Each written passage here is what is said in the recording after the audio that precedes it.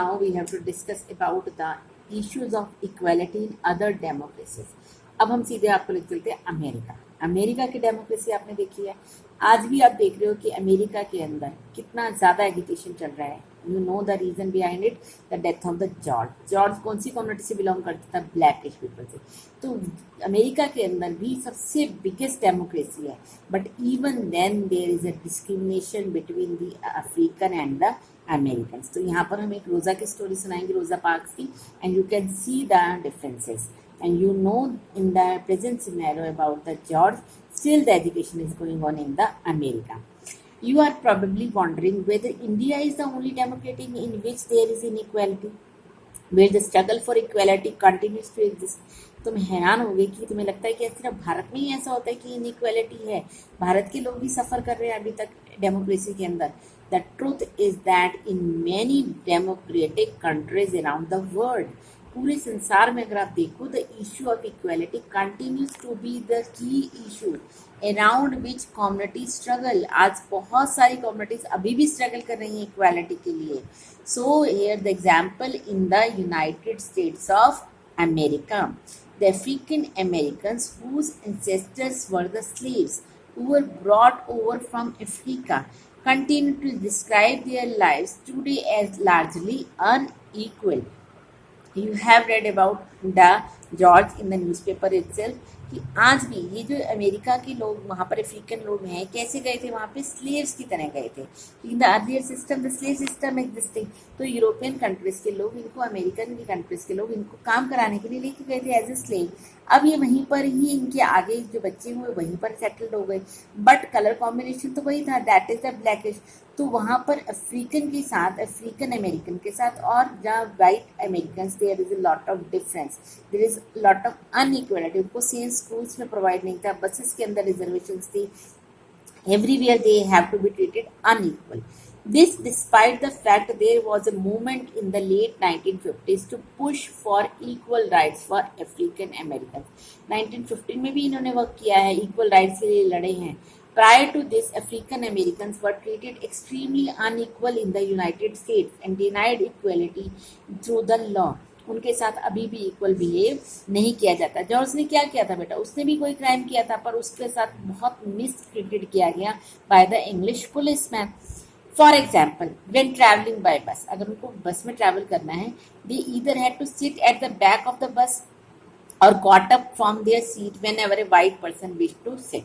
या तो उनको बिल्कुल बैक पे बैठना होता था और उनको या तो खड़े हो जाना पड़ता था अगर कोई वाइट पर्सन वहाँ पे बैठना चाहता है। You can see the picture also. And रोजा पार्क्स की स्टोरी हम आपको बता रहे हैं। रोजा parks 1913-2005 was an African American women tired from a long day at work. She refused to give up her seat on a bus to a white man on 1st December 1955. Her refusal that day started a huge agitation against the unequal ways in which African Americans were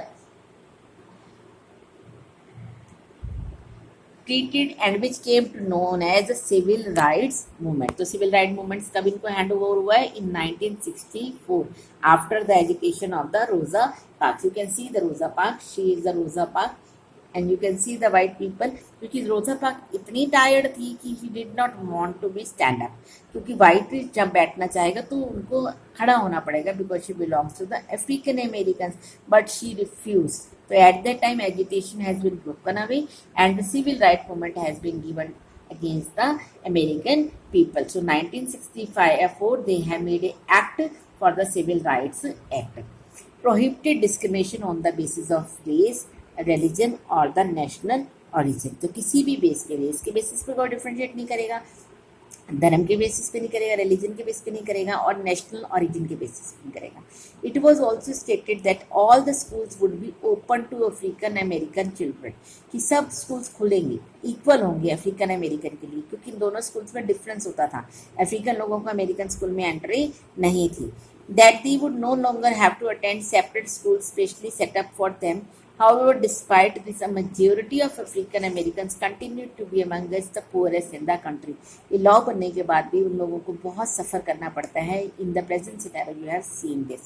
Most African American children can only afford to attend government schools that have fewer facilities and poorly qualified teachers as compared to white students who either go to private schools or live in the areas where the government schools are as highly rated as the private schools. तो इन दोनों के schools में भी difference होता है.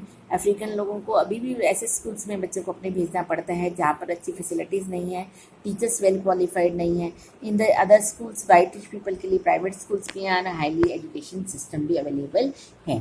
So we have seen the discrimination in the another part of the world. In the present time also you have seen the movie article 15. तो article 15 of constitution हमें इसमें क्या बताया गया है? You have to read prohibition of discrimination on the grounds of religion. ये धर्म पे बेसिस पे कोई डिफरेंस नहीं होगा, रेस पे, कास्ट पे, सेक्स पे और प्लेस ऑफ बर्थ पे. The state shall not discriminate, कोई भी राज्य नहीं डिस्क्रिमिनेट कर सकता है any citizen on the ground only of religion, race, caste, sex, people of birth और any of them.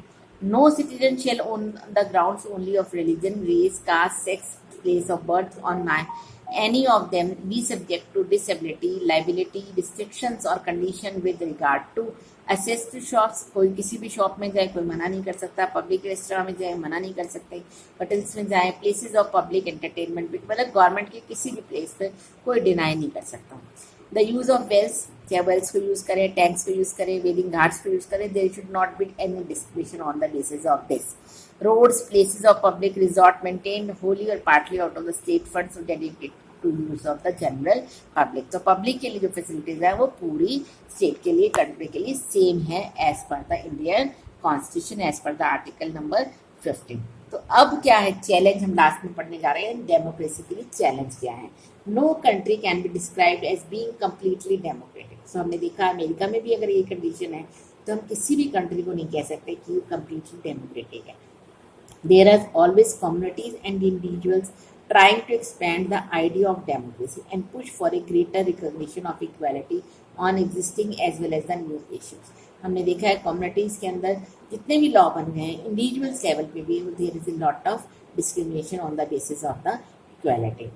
Central to this is the struggle for the recognition of all the persons as equal for their dignity to be maintained. पर हम सबको कोशिश क्या करनी चाहिए कि हम इनकी डिग्निटी को मेंटेन करके चलें. In this book, you will read about how this issue of equality affects various aspects of our daily lives in a democratic India. अब कमिंग चैप्टर्स में भी हम इनको बारे में डिस्कस करेंगे, हेल्थ के इश्यूज में, रिचेस पुअरेस्ट के इश्यूज में, and we have to explain in the further chapters. As you read these chapters, think about whether the equality of all persons and their being able to maintain dignity is upheld, and you will see whether they have a self-esteem, self-respect has been maintained during this democratic country. Thank you.